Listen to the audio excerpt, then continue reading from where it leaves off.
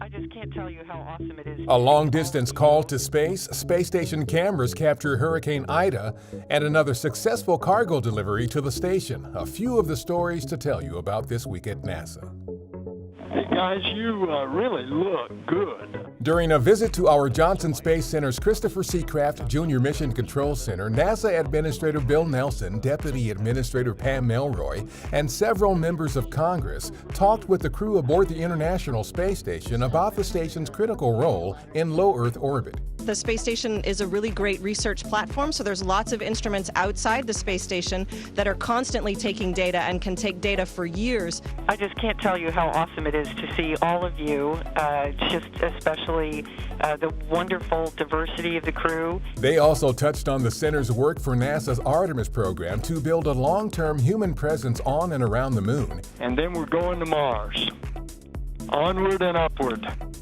Cameras on the space station captured views of Hurricane Ida as the Category 4 storm neared the southeast Louisiana coast, where it eventually made landfall on August 29th, packing sustained winds of 150 miles per hour.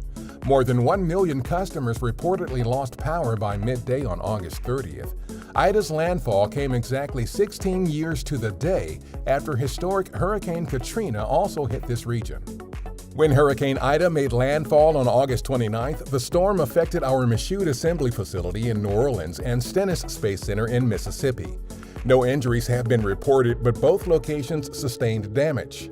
Stennis was able to open for some operations while Michoud was closed with limited access to essential personnel only, as teams conducted detailed damage assessments and initial cleanup work.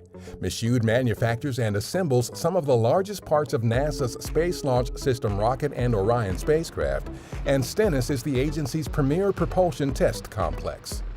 A SpaceX Dragon cargo spacecraft arrived at the International Space Station on August 30th, a day after launching from our Kennedy Space Center.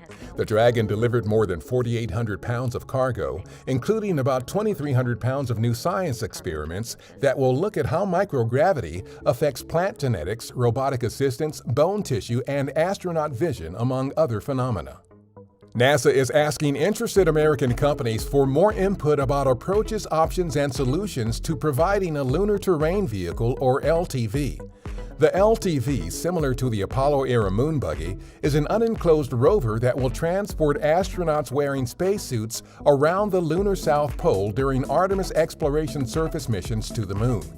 The LTV will need to last at least 10 years to span multiple Artemis missions. On September 3rd, Russian cosmonauts Oleg Novitsky and Pyotr Dubrov of Roscosmos ventured outside the International Space Station on the first of up to 11 spacewalks to prepare the new Nauka multipurpose laboratory module for operations in space. Nauka arrived at the station on July 29th, 8 days after launching from the Baikonur Cosmodrome in Kazakhstan. That's what's up this week at NASA. For more on these and other stories, follow us on the web at nasa.gov/twan.